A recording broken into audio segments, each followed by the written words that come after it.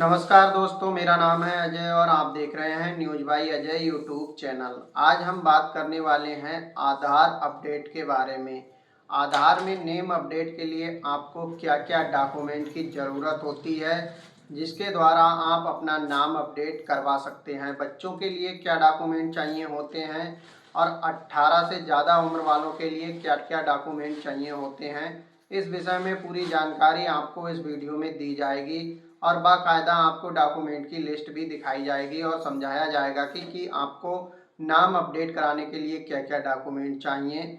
और कई लोगों को समस्या होती है पूरा नाम चेंज कराने के लिए, तो उस विषय में भी थोड़ी जानकारी आपको इस वीडियो में दी जाएगी। तो वीडियो अच्छा लगे तो लाइक ज़रूर करना और चैनल पर नए हैं तो चैनल को सब्सक्राइब भी ज़रूर करना। और अगर आपकी कोई राय है या कोई सवाल है तो आप उसके लिए कमेंट भी ज़रूर करना, आपको उस कमेंट का जवाब ज़रूर दिया जाएगा। दोस्तों, मैं कोशिश पूरी करूंगा कि आपको समझा सकूं कि आप नेम अपडेट अपना आधार में किस तरह से करवाएंगे और क्या-क्या डॉक्यूमेंट आपको देने हैं और डॉक्यूमेंट किस तरह से होने चाहिए, क्या-क्या डॉक्यूमेंट में आपको चेक करना है, क्या-क्या मैच करना है, ये सारी जानकारी आपको वीडियो में दूंगा और कोशिश करूंगा कि आप समझ सकें अच्छे से। अगर फिर भी आपको कोई बात समझ में नहीं आती है तो आप मुझे जो है कमेंट में मैसेज कर सकते हैं, मैं आपको कमेंट में उसका जवाब ज़रूर दूंगा। तो यहाँ पर हम अपना आधार का जो ऑफिशियल वेबसाइट है वो ओपन कर लिया है और यहाँ पर हमें अपने माई आधार वाले ऑप्शन में चले जाना है और इसके बाद सबसे लास्ट में जो डाउनलोड वाला ऑप्शन है वहाँ पर हमें list of acceptable document for Aadhaar enrolment update वाले ऑप्शन पर क्लिक कर देना है। तो हमारे सामने डॉक्यूमेंट की लिस्ट आ जाएगी जिसमें आपको नाम अपडेट, नया आधार किस तरह से बनाना है, जन्म तिथि किस तरह से चेंज करानी है, पता किस तरह से चेंज कराना है, ये सारी जानकारी दी गई है। तो चलिए हम आपको वो लिस्ट दिखाते हैं।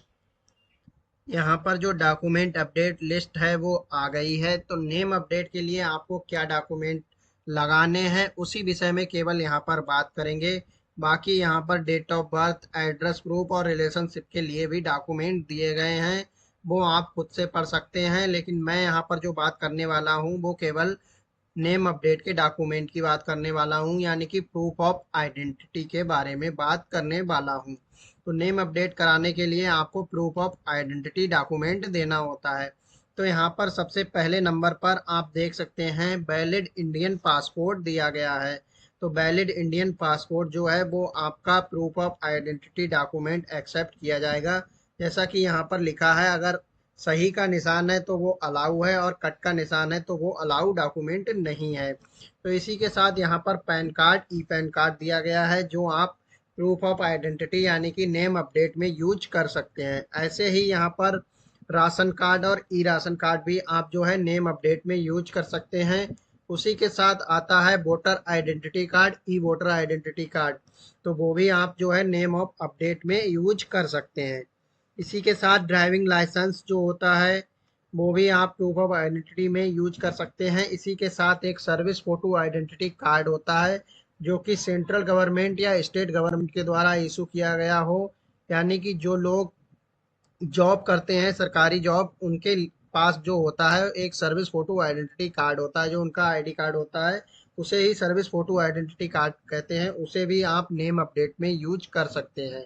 उसी के साथ एक पेंशनर फोटो आइडेंटिटी कार्ड होता है, वो भी जॉब करने वाले लोगों के पास ही होता है। जब वो जॉब से रिटायर हो जाते हैं तब उन्हें एक जो पेंशन मिलती है उसका एक आईडी कार्ड होता है, उसे भी आप जो है नेम अपडेट में यूज कर सकते हैं। उसी के साथ और भी कई डॉक्यूमेंट दिए गए हैं जो यहाँ पर 8-9 नंबर के डॉक्यूमेंट हैं। ये जो है इसमें मेडिकल का एक डॉक्यूमेंट है जो कि स्टेट गवर्नमेंट या सेंट्रल गवर्नमेंट के द्वारा इशू किया गया हो। उसी के बाद जिन लोगों में डिसेबिलिटी होती है, कोई विकलांगता होती है, तो उनके लिए एक डिसेबिलिटी कार्ड होता है, वो भी आप नेम अपडेट में यूज कर सकते हैं। उसी के साथ यहाँ पर photograph identity card certificate with photograph issued by central government, state government, तो यहाँ पर आप अपना कास्ट सर्टिफिकेट हो गया, आपका डोमिसाइल हो गया, नरेगा जॉब कार्ड हो गया या लेबर कार्ड है, आप उसे भी नेम अपडेट के लिए यूज कर सकते हैं। इसी के साथ आगे आपके और भी डॉक्यूमेंट दिए गए हैं, तो जैसे यहाँ पर शेड्यूल ट्राइब एसटी एससी या ओबीसी कास्ट का जो सर्टिफिकेट होता है गवर्नमेंट, सेंट्रल गवर्नमेंट का या स्टेट गवर्नमेंट का, उसे भी आप यूज कर सकते हैं नेम अपडेट के लिए। इसी के साथ आप मार्कशीट से भी अपना नेम अपडेट करा सकते हैं, जो कि बोर्ड के द्वारा इशू की गई हो मार्कशीट। आप हाई स्कूल से लेकर डिग्री की मार्कशीट भी यूज कर सकते हैं, जिससे आप नेम अपडेट करा सकते हैं। इसी के साथ आप जो आपका पासबुक होता है वो पब्लिक सेक्टर बैंक से इशू किया गया हो और वहाँ पर आपका फ़ोटो भी लगा हुआ हो और उस पे बैंक मैनेजर की मोहर लगी हुई हो, तो आप अपनी जो पासबुक है वो भी नेम अपडेट के लिए यूज कर सकते हैं।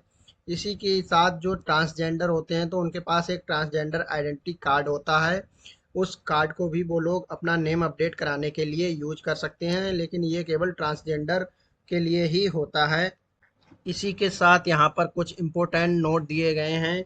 यदि आप नेम अपडेट कराते हैं तो आपका जो प्रूफ ऑफ आइडेंटिटी डॉक्यूमेंट है उसमें आपका नेम और फोटोग्राफ होना चाहिए और जो डिटेल है वो मिसमैच नहीं होनी चाहिए।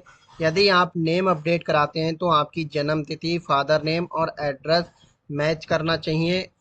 उसी के साथ यहाँ पर और भी कई चीज़ें दी गई हैं एड्रेस के लिए और नया आधार बनाने के लिए। तो सभी डॉक्यूमेंट का अपना अलग अलग एक परफॉर्मा है, अलग अलग कंडीशन है, उसी के अकॉर्डिंग ये डॉक्यूमेंट यूज होते हैं। तो यहाँ पर ए से लेकर एम तक सभी कंडीशंस दी गई हैं कि किस तरह से आप कौन सा डॉक्यूमेंट यूज करेंगे। तो इस नोट को ज़रूर ध्यान से पढ़ें। और मैंने आपको यहाँ पर जो बात कर रहे हैं वो नेम अपडेट के डॉक्यूमेंट की कर रहे हैं, तो उसी के बारे में जानकारी दी है। यदि आप नेम अपडेट करा रहे हैं तो आपका, अगर आप नाम अपडेट करा रहे हैं तो आपकी जन्म तिथि और फादर नेम जो है वो कंपलसरी है कि आपके डॉक्यूमेंट से मैच खाना चाहिए आधार से। और जो डॉक्यूमेंट आप आइडेंटिटी में यूज कर रहे हैं प्रूफ ऑफ आइडेंटिटी में, उसमें आपकी जन्म तिथि और फादर नेम मैच खाना चाहिए, तभी आप अपना नाम अपडेट करा पाएंगे।